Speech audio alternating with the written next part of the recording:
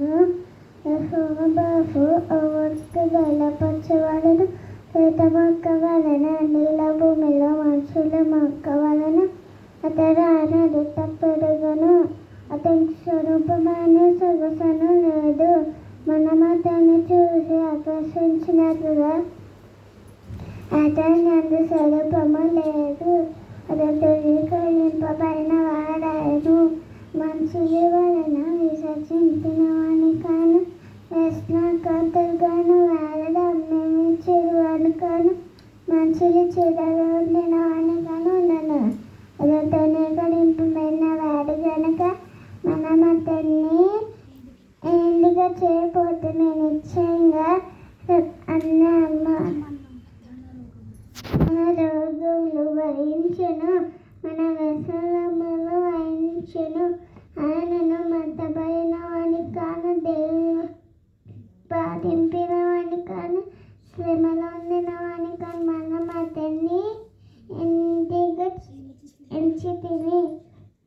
మన అతిక్రమ క్రియలు బట్టి అతను గాయపరచబడెను. మన దోషములు బట్టి నల్లగొట్టబడెను. మన సమాధమైన శిక్ష అతని మీద పడెను. అతను పొందిన దెబ్బల చేత మనకు స్వస్థత కలుగుచున్నది.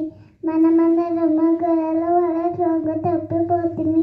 మనలో ప్రతి వాడు తనకిష్టమైన తోకు తొలగును. యెహోవా మన దోషము అతని మీద మోపెను. అతను దొంజులను బాధింపినను అతను తెరవలేదు. బోధికేక గొర్రెపిల్ల బొచ్చు కనుషుడు వానెదుట గొడ్డు మనంగునట్లు అతను తెరవలేదు.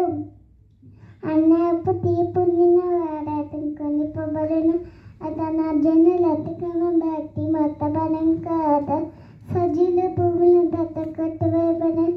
ఆయనను అతని తమ్ము వారిలో ఈ సంగతి ఆలోచించిన వారు ధనవాదిని అతను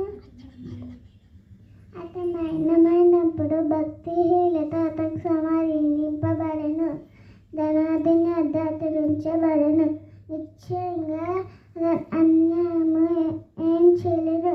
అతని నోట ఏకపటము లేదు. అతను అడగొట్టుటకు యెహోవాకు ఇష్టమైన ఆయన అతనికి వ్యాధి కలగ చేసెను. అతను తను తానే అపరాధ పర్యాలకు చేరి అతని సంతానం చూచును. అతని ధర్మనిష్ఠకుడు యెహోవా ఆదేశము అతని వల్ల సఫలమగును.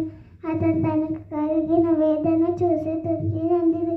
నీతిమంతులైన నా సేవకుడు జనుల దోషం భరించి తనకున్న జ్ఞానం చేత అన్నిట్లో నిర్దోషిక చేయను. కావున గొప్పవారితో నేను అతనికి పాలు పంచిపెట్టెదను. గనులతో కలిసి అతని కళ్ళు సమయం విభావించుకుందును. హేళనమైన ముందునట్లు అతను తన ప్రాణమును ధారపోసును. అధికము చేయబడిన వాడైన అనేకులను పాపం భరించుచు తిరుగుబాటు చేసిన వారిని గూర్చి విజ్ఞాపన చేస్తును. ఆమేన్.